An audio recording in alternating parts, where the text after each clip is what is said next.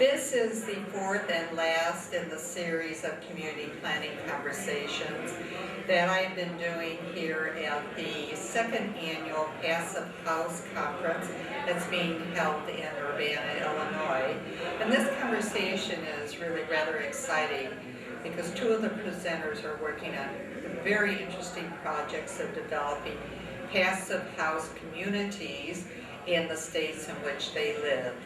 To my right is Christina Snyder, and Christina is in Michigan, and to my left, sorry, and to my right is Norbert Kleble, who is doing his project in Colorado. Thank you both for staying through the end of the conference so we can talk about this and share what you're doing in your two respective states and how you're going about this. But before we get to the project specifically, Norbert, tell us a little bit about yourself. You're from Austria. How did you get here to the United States and your incredible interest in your project?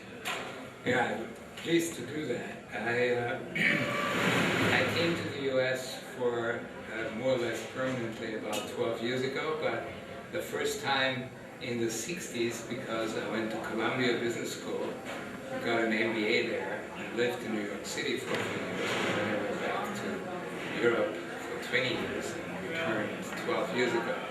And I specifically chose Colorado because I am a nature and sun-oriented person, and I was looking for the opportunity to really enjoy nature in Colorado, in the mountains and the rivers, in the winter in the sun.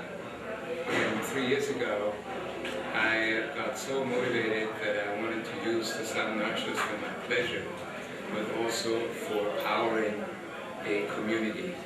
And that was the beginning. And you didn't tell the viewers you're also an ultra runner.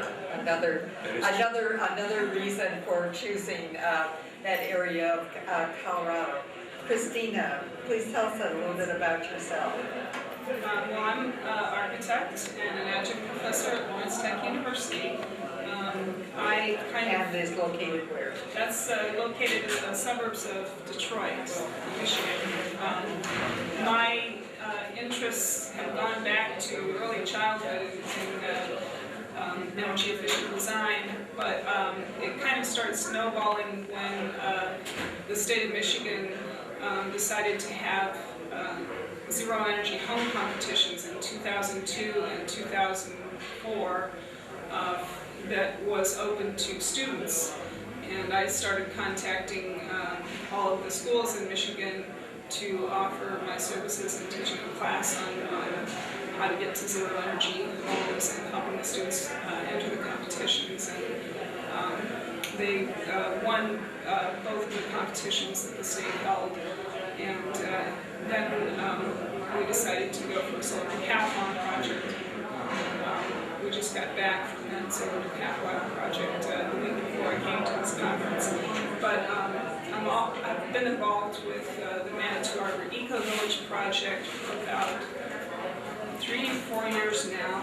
I've been working as the project architect for the group, and it's a group of people who all feel a strong spiritual connection to nature, even though we're from different religions, and have a very strong commitment to building a sustainable way of living, an alternative to model what's possible in this world, and to really use that as a way of educating other people about what's possible and helping other people to make the shift that's necessary in order to help our planet stabilize again. And the solar decathlon that she referred to, Lawrence was one of the 20 schools that went to the solar decathlon held on the Mall in Washington, D.C. And students from the University of Illinois here at Urbana-Champaign also were one of the 20s, so that was a very exciting laboratory for your students. Some of our closest neighbors, actually, on the national on the National Mall, and well, that's a terrific experience, and a place for you to do some of the experimenting that I'm sure you're working on. Well, let's focus on how does a community or an individual or a group of individuals ever get started on something like a project like this? Yes, this is both of these, even though a little bit different in the size of the number of the end number of houses that will be built, but still the idea of the philosophy behind it, and what does it take to do this? Well, in the case of Manitou Arbor, it was actually a group of people who were affiliated with the Sisters of St. Joseph, which was a Catholic association of nuns, who were realizing that with the number of people in their community who were unfortunately dying due to old age, that they were going to have to make plans to release more of their property, and they wanted to see their farmland go into the hands of a community of people who would care for it in a sustainable way. And some of the people in that group started a group of people who were interested in being future residents, or they call themselves the Future Residents Organizing Group of the Manitou Arbor Eco Village, or Frogs. And yeah, right, so they have been meeting for the better part of a decade now, and just came to a conclusion of what the common shared values that they had were, and worked on everything from figuring out how the community is going to operate on a day-to-day basis to deciding how many homes, where on the land that they had they would put the houses, marketing issues, financing, business plans. It's a lot for even though a bunch of people who have college degrees and are professionals. It still was stretching everybody's boundaries, and it was really a learning experience for everyone. I want to be sure we get into the learning experience, but we now know how you all got a solid amount of land, and actually more land than you were going to originally use for the housing. But you need more land than they do because your project is much larger. How did you get? I'll hold this part up, and we'll hold up Christina's also. How did you get so much land in Arvada, Colorado? As a matter of fact, I actually use less land. Yes. Mine is only 25 acres. She has 44 acres. Yes. Oh, so Christina, we're going to describe you as sprawl. Yeah. Right. Describe it. And the reason why it became so numerous, my project, is because I wanted to not just be energy efficient, but I also wanted to be community efficient. Okay. And community efficient means to go from the traditional suburban concept to a mixed use new urbanism, where some people now actually say traditional concept, because even in the United States, about 2 generations ago, we were building mixed use communities. Only in the last 50 years, we separated residential and business. And that needs to come back together again, because mixed use is a very powerful concept of energy efficient living. You can reduce a lot of your parents' trips and car trips by having more community and having, for instance, a nursery school in here, or a music school for the children, so the parents don't have to jump in the car and drive 10 miles to the next place. Here they can walk. This is a pedestrian community, and we think that we can reduce the energy consumption for the homes drastically, 75, maybe 80%. But we When you think say energy capacity, the energy to build a home Consumption. and what they use use is, okay, electricity and gas. right. And the other benefit in terms of becoming energy efficient is that we can reduce the car trips, maybe by 30%, and that makes a great difference. The third level, which I have in mind, if you have people who live in this community, who know each other, who play in the parks, who have their children there, we will have a coffee shop where they meet in the morning. When they know each other, they might even be willing to car share. At least the trucks and the vans, because they use those only rarely, but because everyone thinks he needs a car, but he needs a van and a truck, so they have 3 cars in each family. And if he can have the trucks and the vans be shared, we might only have 1 car families. So there is a lot of extra sustainability improvement which we think we can achieve with that kind of a community, and therefore we will have 250 homes on 25 acres. It's about 10 homes per acre, which is not super dense, but it's certainly twice as dense than a normal suburban community would have. And you mentioned right now your projection is a 3-year build-out time. Yes. Is that correct? And for our viewers that may know some of the major cities in Colorado, Arvada is basically between Denver and Boulder. And Christina's community plan is very near Kalamazoo. Yes. Kalamazoo, People in Michigan are prone to using our hands as the map, so if this is the lower peninsula of Michigan, Kalamazoo is down there in the corner. And Kellogg factory, cereal factory in Kalamazoo. That's right, it is. Well, you opened up the conversation about what people are learning in this project, in this discussion. Let's talk about that a bit, because it really is intriguing what goes on. So, Yes, and talk about the good and the bad, because the rough parts of the road, and then there's some very smooth parts. yeah. I'd like to actually address the issues of sprawl and density. Can I hold agree very much this up? that it's important to address density in housing development, and that suburbia is not the ideal.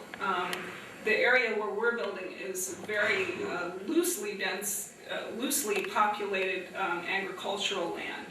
And so this is actually probably an increase in housing density of maybe 5 times of what you might see, because we have 44 homes on 12 acres.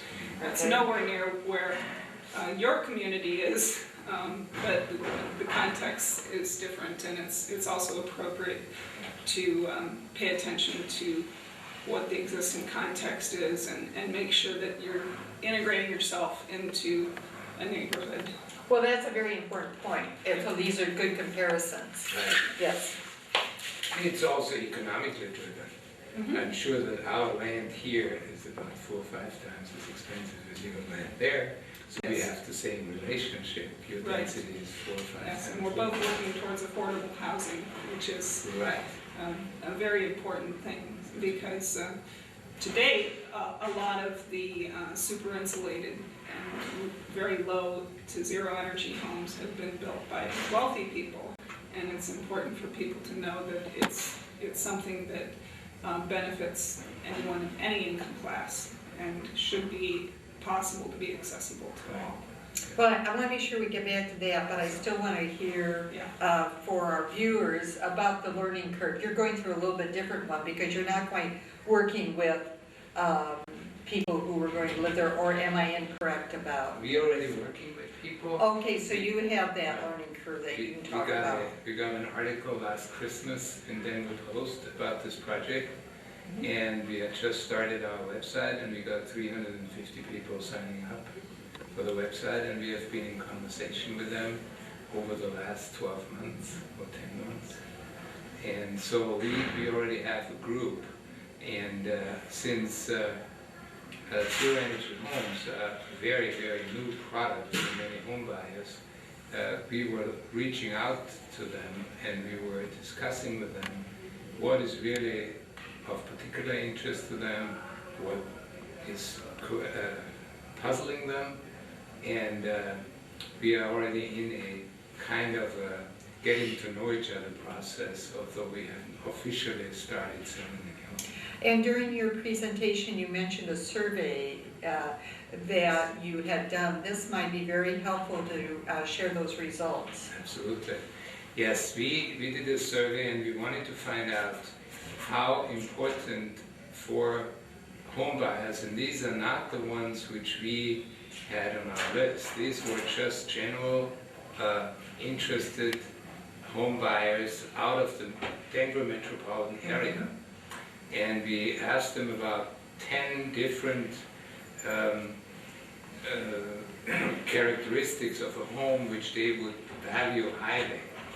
And the obvious ones are like a safe neighborhood or a good resale value. But we also put in there how interested they were in an energy efficient home. And to our big surprise, that came out highest of all the factors. 72% of a group of 500 people wanted to live in an energy efficient home. And that compared to only 35% who wanted to live in a high-tech home. And I had thought it might be reversed. Even with 35% for low energy efficient homes, I would have already been quite happy, but we got like 72%. So energy efficiency is the trump card. It is the trump card, and our new governor in Colorado is our best salesman because he has declared Colorado to be the state which will lead the nation in renewable energy technology. Gee, our own Mayor Daley is going to get jealous because he thinks he's creating the greenest city in competition with New York City. I seem to have heard a lot of politicians saying all these things. Now, for your project, are you getting that level of interest? Do you have it, basically almost bought out, or what is in Michigan? What's the interest in this? We have had over 100 people be part of our group that's involved in making the planning decisions over time, and some of them have left due to jobs and other things requiring them to move. But currently have a core of about a dozen people who have invested in the community. And when you say invested, I put money down. Put money down as part of and join the development LLC. We're a group of people who are not professional developers, but we very strongly believe in what we're doing, so we're fronting the money for the development and design, initial design costs ourselves. And all that money is 100% risk. That says something when people are willing to put money down without knowing whether it's ever going to come back to them. And we've just attracted, we haven't really made a publicity drive or done any real PR. People seek us out and find us through our website. And it seems like every month we have a couple more people join the group, and as soon as we get our preliminary approvals, then we're probably going to make a more concerted effort to actually start selling some of the lots, do advanced sales, because that will be necessary in order to get our financing. And before we get further into our conversation, I know you both have websites. So what is your website? My website is Discover Geos, and Geos is I'll hold this up again. GEOS. GEOS, and stands for geosolar.com. All right. And your website? And it's manitouarbor.org. Okay, so both very easy, and people can go on both of those websites and get much more detailed information. Okay, I'm a very interested person, and I come to both of you. So what will you tell me? What will you tell me that I should be thinking about? What should you tell me that I should be thinking about in money, my commitment? Do I contract for X number of years to stay there? Is there gonna be a limit on what I can make on the house? When and if I should sell it? Let's talk about a few of those items, so our viewers can get a real sense of what people are thinking about when they go into a commitment such as this. Okay, should I start? Yeah, absolutely. Okay. We foresee in our community a majority of small households, either young people who are single or recently married but don't have any children yet, and empty nesters. And I see this because we are structuring our houses relatively small. The average home is 1,350 square feet. And the range is 800? From 800 to about 2,200. And 2,200 is the average size of a home bought in the United States. The largest ones will be right at the average. So therefore we think that the smaller households will be most attractive. This is not by coincidence. The smaller households are the fastest growing in the United States. And at the moment, there is not a very good housing offering for them. So I think we are satisfying a need, and we got this confirmed by the interest groups. It's mostly 25 to 35-year-olds and 55 plus who have approached us. Only a small section of families in between 35 and 55 where they have children. For those, there's a great offering everywhere in the United States, because in the last 5 years, houses became bigger and bigger and bigger, because everyone still believes the average American household has at least 2 children, which is statistically not right. So the other thing is, we think that these people in this age group, particularly in traditionally suburban towns like Nevada, have been totally underserved. They couldn't get, there was nothing for them, so they had to move to other places. On the other hand, these are the people who are very interested in outdoors. The young ones because they're young, and the older ones because they have time. We are uniquely located for this. We are very close to the mountains, to mountain parks for hiking. We have a bicycle path running right here. Let me hold this up so people can see. A bicycle path which goes right to downtown Nevada, goes to the golf club. It really connects people to the entire city. This bicycle path is actually hooked up to the Denver bicycle path, so you could actually bike to Denver if you wanted to, and to Oakland. So again, very attractive location for these people. And the third reason why I think this is the right group for us, because these are probably the age groups which are the most concerned about where our energy economy is going. And it's going in the wrong direction. The young ones because they are sensitized by it, and the older ones because they can afford the time to look for alternatives. The middle ones hear about it, but they're so engaged in their daily life that they don't have the time to think about what to do. They blame the politicians and they have to solve it.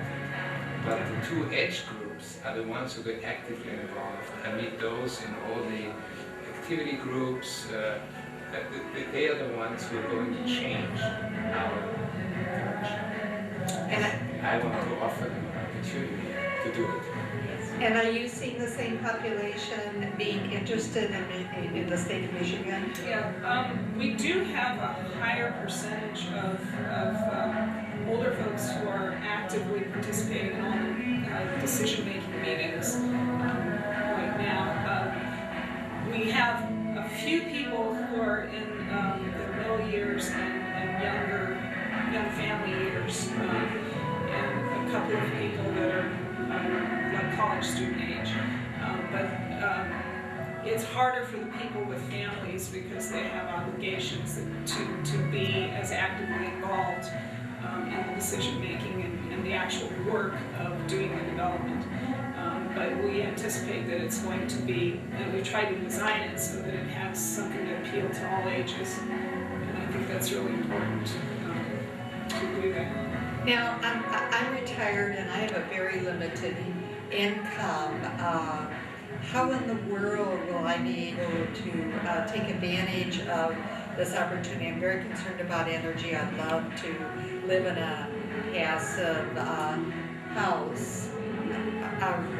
Is that going to be an opportunity for people on that kind of income level? Yes, I believe it's definitely an opportunity because our economic parameter for building these homes was always that the energy efficiency has to be achieved with the same amount of money which you actually save over a certain period of time with low energy costs or zero energy costs. In other words, a $300,000 home, which would be about 1,500 square feet, without the energy efficiency, or in other words, if I turn a $300,000 home in a zero energy home, the incremental investments are about $30,000. These $30,000 financed with a mortgage would lead to a mortgage payment which is lower than the amount of energy you would spend in the non-energy efficient home. So from the buyer, the monthly payments, mortgage and energy costs, stay the same or slightly lower. So it's for the buyer, cost neutral. So he gets an energy home which is cost neutral and protects him against future energy shortages or price increases.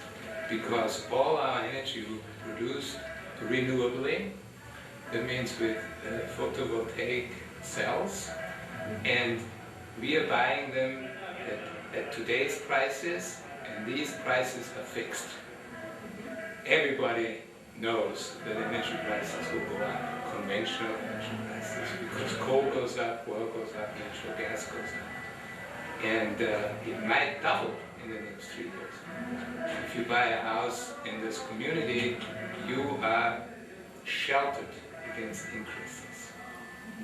And I think you made the point during your presentation that increment increase in the cost of the house because it's going to be designed energy efficient, because it's going to be on the mortgage, is something that then goes on your income tax. I didn't want to lose that point because that is very important. Now, I may be jumping to an assumption that housing in the Kalamazoo area probably costs less than housing in the Denver metropolitan area, in Boulder in particular. If my assumption's right, then talk about what you're seeing on the cost of your places. For us, it's really important to keep the costs down because the people who have been doing the work and want to live there have limited budgets to start with. Michigan has one of the most depressed economies in our nation right now, and Kalamazoo has had a very hard time too. So it's a very rough market to be going into. However, as you pointed out, people can qualify for a larger mortgage, an energy efficiency mortgage, because of the fact that the homes will use so much less energy than the norm. And so that helps a lot.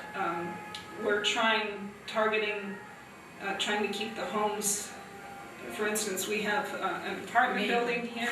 Let me hold it up again so you can show that. So we have a quarter of the homes are allowed to be in apartment buildings. So we have an apartment building here that has 11 apartments and also community facilities like a dining room where people can meet together. And so within this building, we've tried to keep our units as small as possible. And we've also done something which is not unusual to see in Europe, which is to plan in some rentable rooms, which I call flex rooms, into the apartments. Co-housing in California is built that way, so they can This is a very help offset. important thing because there's a large number of the population in the United States who don't have very large incomes and are basically single-person households. But it becomes unaffordable to try to have an entire apartment to yourself. So by having a rentable room, if you have the money to buy an apartment, you have the possibility of future income. If you don't need the space in the future, it's there for you if you need it, and it makes it possible for people who are maybe retirement income, a grandparent, a young person just going off to school, to be able to have a space in community. One of the things we like to encourage is college students who want to learn about sustainability to have a place where they can live in the community. And so those flexible rooms create an opportunity to incorporate people who aren't yet ready to settle down, but we need their energy and their enthusiasm, and they deserve a voice in our community as well. And now, I focus a little bit on the difference of accomplishing this between the two states. Norbert is very clearly mentioned that he has a lot going for him because of the governor in the state. During your presentation, you talked about some hindrances that you all have run into, especially making it as economically energy efficient because of the laws of the state. Talk about that a little bit so our viewers understand that sometimes the best intentions and the best designs have hurdles. Yes. Well, it's very true that in terms of being able to implement energy efficiency and renewable energy systems, the regulatory environment can change things overnight. In our state, we don't have what's called net metering of renewable energy. Explain that. Net metering, I was going to do that next. Great. Net metering means that if you have energy that you're producing yourself, you would be allowed to sell that back to your utility company for the same price that you pay for electricity when you don't have all that you need. So in our state, we have net metering minus transmission and distribution costs. And we also found out one of the things that we wanted to do was to put up a large-scale utility windmill out in farm fields that would be able to power all the homes. Because utility-scale wind is very close to the price of coal-fired power plants or nuclear energy. We found out that under the laws of Michigan, that is not an option for us. It's illegal for people to send power across residential lines unless they're a utility company. So that's not an option for us. So if we were to put up a windmill, it wouldn't financially pay back for us because even though we owned the windmill and the power was right there, in order to be able to move it across the utility lines, we would have to pay for the privilege of putting the power on the utility lines and also for taking it back off again, for moving it a few hundred feet. So there are definitely really sometimes big hitches in getting these things accomplished. You haven't run into anything like that so far, because I know you have a very intricate plan for how you're distributing Yes. the utilities throughout this whole design. We have actually two different utility systems. Okay, One is the ground source heat pump, which has a pipe system, an extensive 4 miles of pipes will be laid down there underground at about 7 or 8 feet underground. And we Below the frost line, in other words. Definitely below the frost, and in our case actually into the groundwater level, because we have the Ralston Creek running on the south edge of our property, which creates the groundwater level, which gives us the highest thermal conductivity, because what you want to do in a geothermal system is to take the water, which is 50 degrees year-round, pump it into the community, and then with heat pumps raise the temperature up to 120 degrees. And this energy which you're taking out needs to be replenished by the groundwater. And so it's a continuous process. Incidentally, the energy at 7 feet does not come from the center of the earth. It comes an interesting idea, but it's a physical fact. And we will have the opportunity to make this ground source heat pump system a private utility. This is unique Colorado legislation, which we discovered about 6 months ago. You need to work on that in Michigan, right? Right. Wind, however, is out of the question for us. We are too close to the mountains, and we get strong winds, but they're turbulent, so therefore they're not productive. They might wreck our wind machines, but would not produce enough. Let me just ask a question here. With the new smaller domestic turbines, and they're not up as high, is that something that can be considered? Is No, that turbulence too great? We would need such a forest of them that it will cover up all the land. Okay. And we cannot put it into the floodway because the floodway has to be free. But I thought they were being put on the buildings. We are not there yet. But even for them, our turbulence wouldn't serve us well. Okay. And the problem with the wind machines on the roofs is we haven't solved the vibration problems yet. So I learned a lot about this because I built a resort about 5 years ago in Samoa on one of the Polynesian islands. And we put up a wind machine and we could not have it next to the buildings because there was so much vibration. And for our viewers who haven't seen domestic turbines, think of your grandmother's old whisk. It's that. The vertical. There's that They're style, that kind and of there's shape. also one that looks like a DNA helix. Oh, Right. okay. Yes. We might put a couple of them as our landmarks or monuments right at the entrance, because solar panels are not very attention gathering. You know, they're just plates. They're just plates, yes, Right. that move. But a wind machine is very interesting to look, and the new ones, the vertical ones with this helix, look almost like a Piece of sculpture, yes, they do. And Yes. so but we are not counting on getting a lot of production out of it. It has a different function. Any other major issues that you've run into as I realize you're not through the whole process, but teach us as much, as far as you've gotten so far.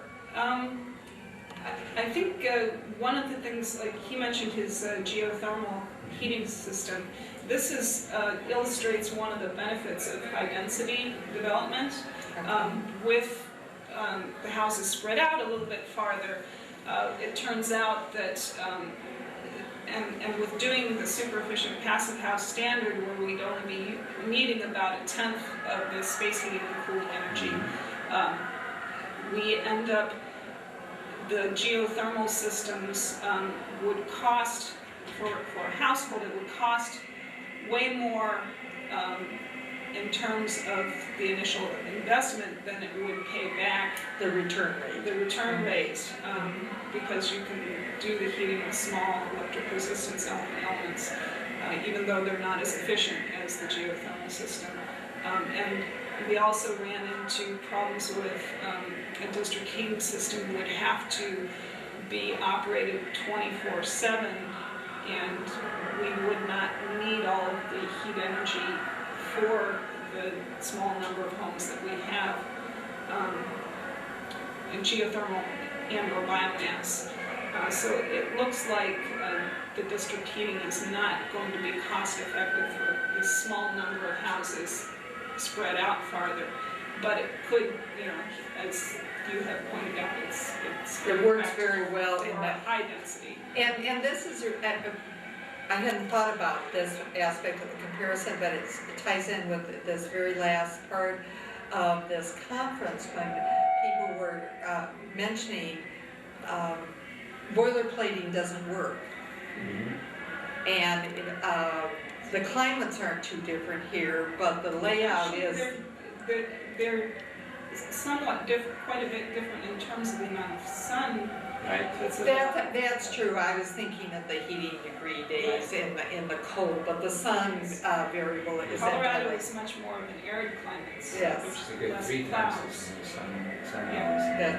That's right, it does, so that was thank you, I should never have made that statement, but I was really, wanted our viewers to appreciate that there are principles of passive house design, but it's not a boilerplate principles, and that's what everybody was wrestling with right at the end of the conference. How do the people in Minnesota work related, right here now, Colorado, arid, dry, but cold. Yes. As cold as Minnesota, but cold.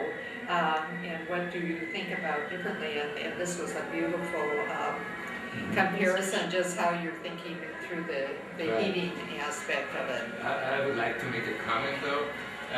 We are only using 1/3 of our ground source heat pump for peak load heating. 2/3 is for domestic hot water. Yeah. And because of this combination, it becomes economically viable. But our I'll hold first this up building again. phase will be over here. And that will be about 30 homes, so close to yours. And we will have a ground source heat pump attached to this particular building phase. And it will be also pumped in here. So theoretically, you would have an opportunity in this center court and then hook up the homes this way. You're absolutely right that the amount of piping is an economic factor. But having this in the center and us being on the south and having going this way, you might end up with the same amount of piping as we do. And with domestic hot water, where your alternative is only thermal solar, which is again impeded by the lack of sunny days, the ground source heat pump might still ultimately be an option when you look at it again on the second round.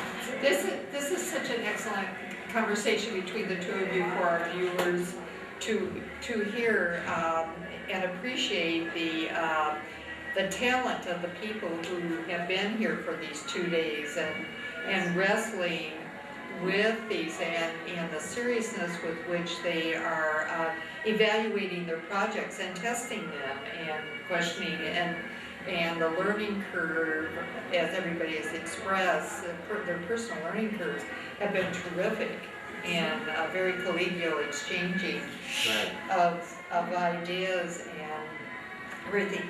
I want to ask you, and I'll ask him too, but I know more about this area.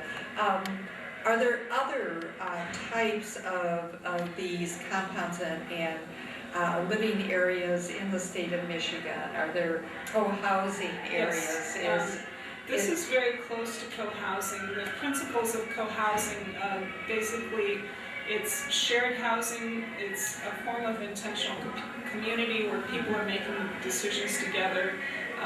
Generally, parking is held off to one side, Here, and let me that's hold that up against it, you can point to in two most things. co-housing communities, the cars do not come into the community. In our case, we made an exception because we had a fair number of people who were concerned about disability in their old age, and we wanted to be sure that if they needed to get in to their house with a car, they could do that.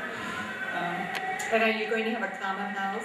Yes, we do have a common house in the apartment building, and sharing meals, also having a very child-friendly environment is where there's space where the children are protected from cars. So we do have that in the center of the community, and that would also be gardens and food-producing areas as well. So. Now, you are having an area, and Colorado has quite a number of co-housings in the area near Arvada. There's several in Boulder, there's one in Golden, and why don't you? Lakewood. And Lakewood, and in Denver, on the old Ely Park. And even further south one in Littleton. Oh, in Littleton now, Yes, okay. we have about 12 co-housing communities in Metro.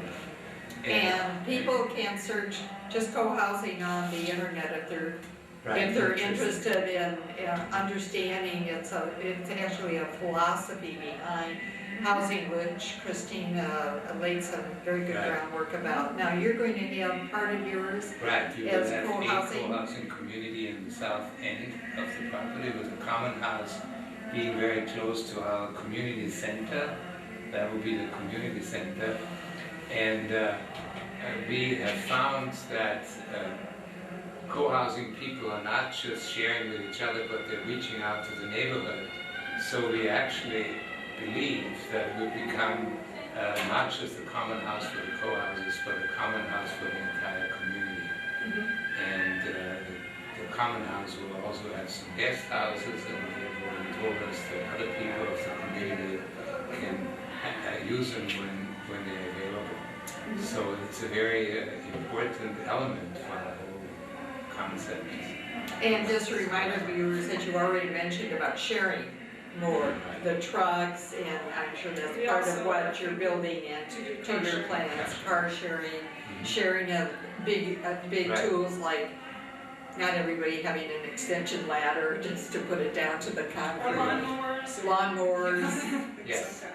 Child carriers on bicycles and things of this nature. And you will have a community garden. The floodway does not allow to plant any trees, but we can do community gardens, and we have already a scout out there to find out how exposed we are to deer, because if you have deer, you have to make a fence. You'll have a lot of fertilizer though. Fertilizer, but they might eat all But the they'll eat vegetables. it. But we have already found out there are fences which tip, so when the 100-year flood comes, it just tips the fence over. Oh, And okay. we just have to make sure that the word doesn't get around deers, but they can tip it over. Otherwise, we have fine. Condition that, and, We have a similar concern, that's why Oh, I do you? mentioned the Do you? gardens in the center of the Okay. community so that we can put the fences between the houses. oh, so you're thinking of exactly the same aspect. In an earlier conversation, you mentioned the importance of limiting the number of houses that will be involved in the co-housing concept. Why don't you talk a little bit Yes, about the that? experience of the co-houses and the movement has already been around for at least 12 years in this country and many, many years in Europe, like in Denmark. And 40 homes or households have been considered as the maximum size. Most of them are between 25 and 30 or 35. So up to 40. Apparently there is some sociological feature involved that if you go beyond 40, the closeness of the group is not intense enough that they form a People real- can slough off on their work commitments. Right. Yes. Or pay for somebody else to go Right. cook the common meal that happens at least once a week or something, Right. things like Yeah. that. But apparently they also don't get enough benefits, so then they become less interested. Right, the bonding doesn't Right. happen. Fortunately, the mastermind of all the co-housing in this part of the United States lives in Boulder, is a personal friend of mine, and I've been close to his communities for many years, and I have many friends who live in co-housing communities, and so Is I that know Charles more. Durrett? Charles Durrett is He's in California. part. He's in This California. is Jim Leach. Jim Leach. Wonderland Hill Development is the name of the co-housing development group. Yes, and I visited co-housing in Atlanta, and it was extremely small, and on that other end of being too small, and they talked to me about the problems that they have, because then there's too much weight on everybody to do all the different roles. Right. So that 35 to 40 seems to be a nice Yep, size matters. size. Right. Size really matters, and just wanted to let our viewers know, and on your travels, stop by and visit some co-housing. They're extremely interesting, a lot in California, a lot in the Northeast, a lot in the Colorado There's area. 3 in the city of Ann Arbor in Michigan. Right there, I didn't know They're that. all right next to each other. Oh, really? 3 in the city of Ann Arbor, and there's 1 in the Northeast that has such a large functioning farm that it's economic development for that co-housing. They bring in a huge amount of income. That's one of the ways they support themselves. So it's a very interesting concept, a very interesting. A good website is ic.org, just 2 letters for intentional communities. Oh, there you go. And they publish the intentional communities directory, so that we'll have listings of all the co-housing communities that are known and many other communities besides. Well, as we wind up our conversation, why don't you tell them your website address again, and I'll Right. hold it up so people see Yeah, the website spellings. is discovergeos.com. Discovergeos.com. Okay, and And Manitou Arbor Eco Village. Well, ManitouArbor.org, I'm sorry. yes, .org, please don't forget that. And thank you, Norbert Sure. and Christina, for spending this time and with our viewers and talking about how you go about developing this, talking about different housing philosophies, and thank you for joining us again today, and remember, planning matters.